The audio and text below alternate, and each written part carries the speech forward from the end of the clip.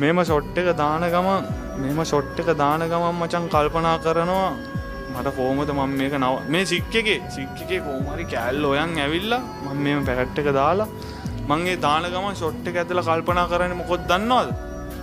කොහොමද මේක නවත්තන්නේ කියලා.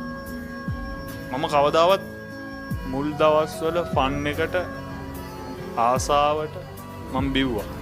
හරිද?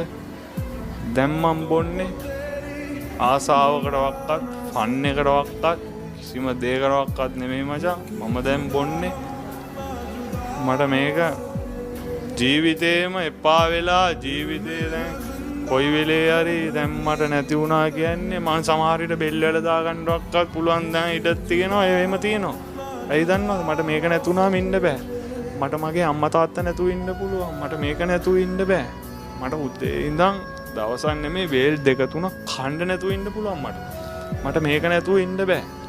මට මේක නැත්තම් මගේ අතේ සල්ලි නැත්තම් උඹ මූ කියලා මට යාළුවෝ පේන්නේ නැහැ. උඹලත් මට වචනයක් දෙයක් දාපු ගමන් උඹලවත් අල්ලු කරගෙන උඹලටත් පීපාරක් කරි ගාලා මචං මගේ දේ වෙන්නේ නැත්තම් මට උඹලවත් අදාළ නැහැ කියලා තමයි අර මගේ තියෙන බන් නැහැදිච්ච කම නෙමෙයි. මම මේ බීමත් එක්ක මිනිස්යාගේ ආකල්පේ හිත මොළය වැඩ හැමදේම වෙනස් වෙලා තියෙන්නේ බං. මම හොඳයි. මම මේ යූස් කරන බීම නරකයි.